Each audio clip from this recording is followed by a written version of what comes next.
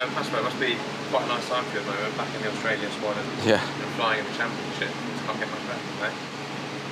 No, we're doing all right. We're doing all right this year. It's only 11 games in, but now we're doing some good stuff. It's enjoyable. That's the main thing. If you fancy Portman Road, it's quite an exciting time to come down and have a watch. But yeah, no, it's great to be back.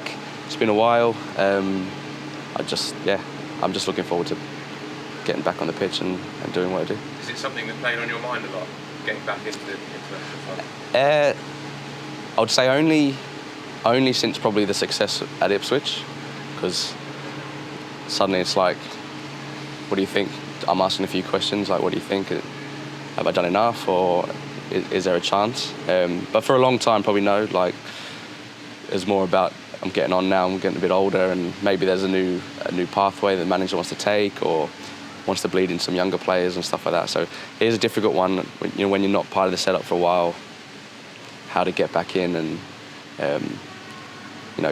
you've had a squad for so long and you want to build with that squad, and a new player comes in, they've got to get sort of adjusted really quickly and stuff like that. So I've only been sort of thinking about it for the past year, maybe, that maybe there's a chance. But yeah, it's, I'm buzzing now, but I've never really sort of got my hopes up and thought, it was ever a thing again. So yeah, it's a great surprise. So I'm happy. Do you think it's fair that you've been out for 4 years? Yeah, I think the last time I went to Sheffield Wednesday, and I think my injury record sort of wasn't too great. I think every time there was a camp, I picked up a little niggle. Then COVID happened, and I took almost pretty much a season out due to one injury, and I think that probably sort of killed me a little bit. And it wasn't a good period, mentally as well. So it was. I wouldn't expect anything. I wouldn't expect to be called up after a little period like that. And I know how much the manager values like minutes and playing, and so even when I was playing, it probably need a little bit more time, and it was probably good for me, for my head. Like, I can just focus on my club and focus on playing, and sort of get back to a decent level. Yeah. We used to call the Australia team 06 the golden generation. Yeah. So that was the first 5 consecutive World Cup final appearances. Just recorded the sea's best ever joint best ever finish. Is it fair to say that Australia isn't about now any golden generation or getting lucky with a particularly talented crop? Is this just the level now that Australian football is at? And is this what the expectation is, isn't it? No, I think the expectation is still really high from looking at afar. Like I say, the World Cup's a big, evidence that, you can beat top teams, especially European teams. From seeing from when I've come in today, though, I think they're definitely in a transition period of young players coming through. And at the moment, I think you can't really judge the team based on their first year of the 4 years building up to a World Cup as well. So the manager's got 4 years or 3 years to build a team and see where they get to. So these games and where they're at is just probably the process and the building parts. And I promise you now, the team now probably looks, from experience, will look completely different to the next World Cup team. And that's just the way I think national team setups work and stuff like that. What's changed since you were last in the squad? These lot have changed. Setup. Player-wise, a lot of younger players, obviously. Staff, there's a lot of familiar staff, and I'd say there's a lot more backing, like from afar coming in. I'd say that the setup's gone up a little bit. There's no corners cut. Everything's just things you wouldn't even think of is covered. More staff, more beds in the physio to food, everything's just covered, and they're trying to create an atmosphere that's obviously as top level as you can get. You spoke about the success at Ipswich being what helped you get back to this point. Yeah. A lot of that's down to the manager, Kieran McKenna. What's he like to work with? What's he done for you? He's really good. To be fair, so he brought me in. I would say he probably brought me in knowing that they had a really good chance of promotion, and their team was pretty much set. And if they had a few injuries, so I was almost brought in as a backup. So if that, and a few things happened, a few injuries, a bit of bad form, and then I got my chance. But he's been good. He's been brilliant, especially with me. We crossed paths a little bit at Tottenham when I was younger, and he's in that age where I can talk to him properly, and he's not.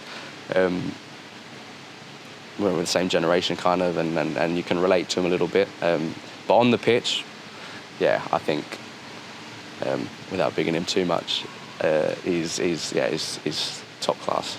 Was the pitch when he signed you back-to-back promotions? Was that the plan?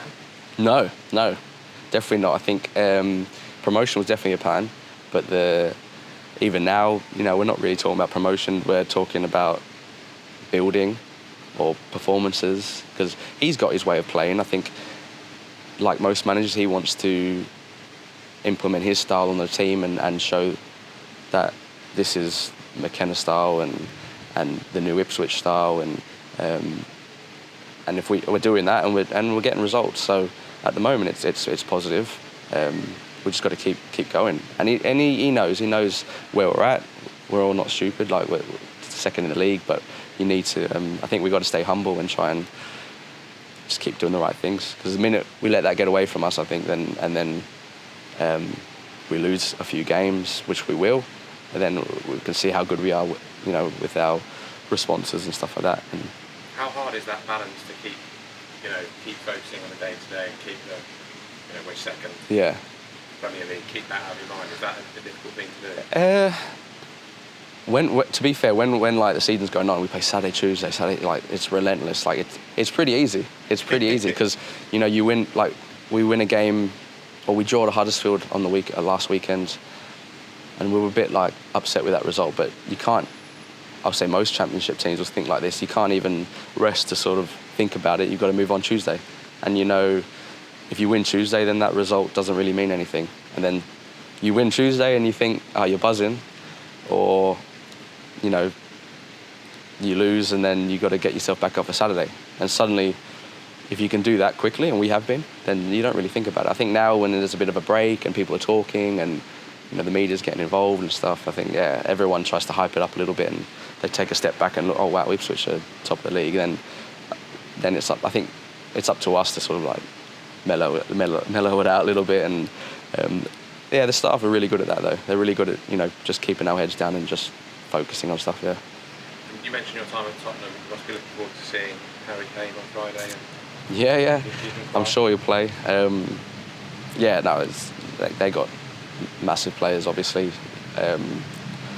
Big players, multi-million pound players. So you think it's a very good opportunity for us. I think everyone's excited, and I think it's an opportunity to play against a team that many footballers never get to experience. Is Harry someone you knew when you were? Yeah, he was when you were at Tottenham? He was my age group going through. Yeah. So he was always the first one with the first team before us. It was always his path was already like you could tell. Yeah. So he I remember he was exactly the same. Scores goals, good head, good professional. Yeah, everything. Is he someone you still keep in touch with, or anyone from Spurs you still keep in touch with? No, that was a long time ago. Yeah, that youth team period, like it goes so quickly for a year, 2 years. Everyone is going on loan, or I think I pretty much spent my whole Tottenham career on loan. Sometimes there's a few of them around the leagues that I see when we play against, and then we catch up and stuff like that. Speaking of Tottenham, was maybe witnessing the ascent of the first kind of superstar Australian coach at the moment with Postecoglou. You were part of the 2018 squad. I don't think you played, did you? But you were in the squad. You went with that camp with Postecoglou. Maybe it's a slightly unfair black and white question, but how do you compare what you know of working with Ange with Graham? What kinds of... Oh, they're completely different. Yeah, like most managers, they're completely different. Ange has his ways, Arnie has his ways. But yeah, no, it was definitely an enjoyable time. He brought me from, I was playing at Swindon Town, League One, and he gave me my chance. So what he's doing now is incredible. Yeah, I think every Aussie's following Tottenham now. I think every Aussie's secretly a Tottenham supporter. So, no, unless you're not. Yeah, I bet, yeah. No, it's great to watch from afar. I think, being in this country, I think perception, you would know, like, I think he's just a genuine person, and you can see that in his media interviews, and he's got so much passion for the game, and yeah, he's just hungry for success, and that's what we had, yeah. Graham said yesterday, speaking, I think it was in the Times, that the feeling in Australia was that England took the piss, his words, not mine, when they played in 2003, the game got the win at Upton Park, when England made 11 changes at half time. Yeah. Do you think that's a fair way of describing making 11 I don't really changes remember at that. half-time? No. FIFA changed the rules, though. Yeah, it's now. Yeah, of course. Yeah, I do remember that actually. I don't know. I don't really care. Yeah, I was probably. How old would I have been? 29, 11. 11 I was. Yeah. Yeah. I just remember us getting the result and me going into school, a proud Aussie. That's it. You spoke about, how well Ange has done and every Australian following him. Have you been surprised by the impact he's made? No, definitely not. I'm surprised by, like, I've said this before, that an Aussie had the opportunity to actually get into the Premier League. I think Ange will go on about it. Never knew it was even a possibility, that an Australian will be considered for a Premier League job. So he's already, blown expectations out by doing that. But I've always said, like, whether he does well or not, I always thought he always leaves an impression. So I've always said, if he gets success at Tottenham or not, I think everyone will remember, Ange there, and he'll definitely leave a massive impression at the club. You spoke about everyone in Australia being a Spurs fan. It'd be nice next season to split it between Tottenham and Ipswich, wouldn't you? You get a bit of Premier League, couple of Premier League players. Yeah, that would be lovely. That would be lovely. I wouldn't. We'll see. I don't want to go into it too much, but yeah. And you spoke about some of the stars that England will have lining up.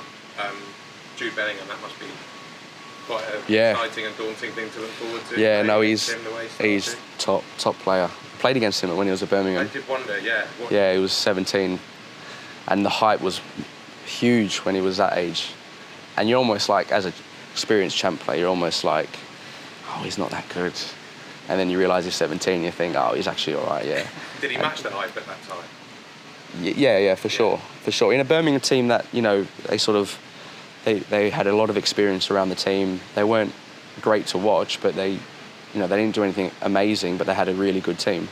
And he was, a young boy around an experienced group. He was able to shine and do what he needed to do, and he looked incredible.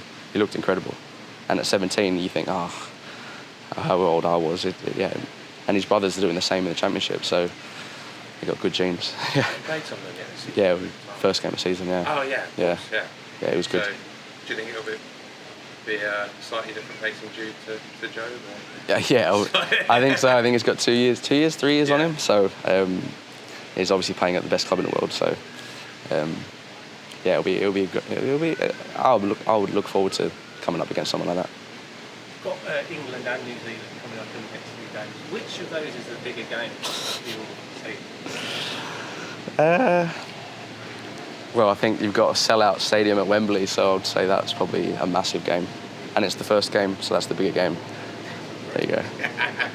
Which do you think is the closest of those 2 teams to your level? Which do you think is going to be the more competitive game? Or the more balanced? I don't know. Obviously, England are one of the best teams in the world. That's.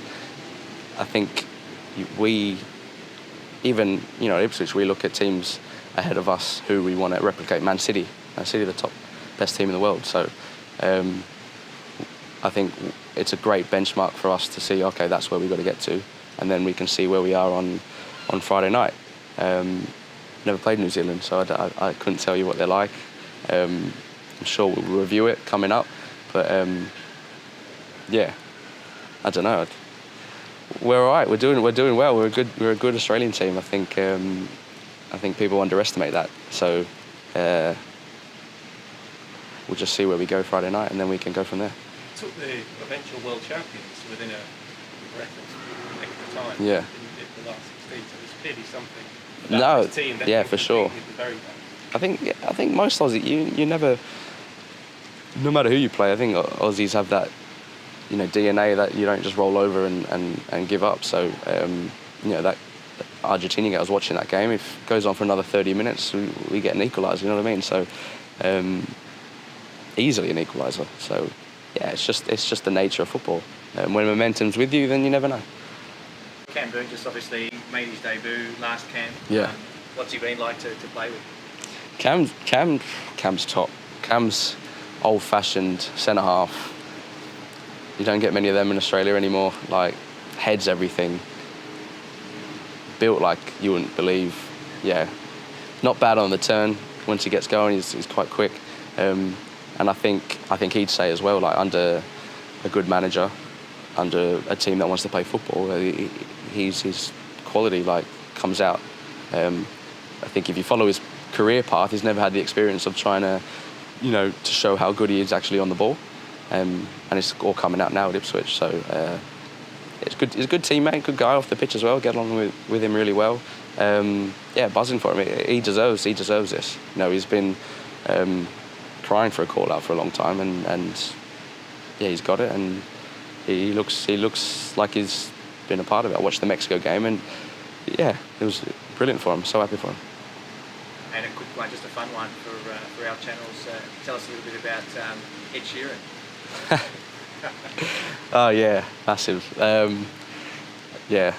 was brilliant. That was really good. He's an Ipswich fan, sponsors our shirt, and I think that over the past year and a half we've been crying out for him to come into the dressing room and try and see us, but he always nips off the games early, and or he's been busy with his tours, and he's been in America for a long time. So the people upstairs finally got him down, and it was good, great, and we won the game, so it was even better. And then he didn't stay very long, but I'm a massive fan, so that was a good one. Did you swap the shirt, or did you give him one of your shirts, or did you take the shirt home? Nah, I think he's got plenty, to be fair. Whatever he wants at that club, you get. I think the city, the town loves him, the club loves him. Just having a profile like that, come to the games as well is massive. And there was a sing along in the dressing room afterwards. Yeah, he hated that. When it came on, it was on for a good verse and the chorus and that, and he got a bit awkward towards the end. But I was sung in the dressing room with Ed Sheeran, so you can't say that, can you? So.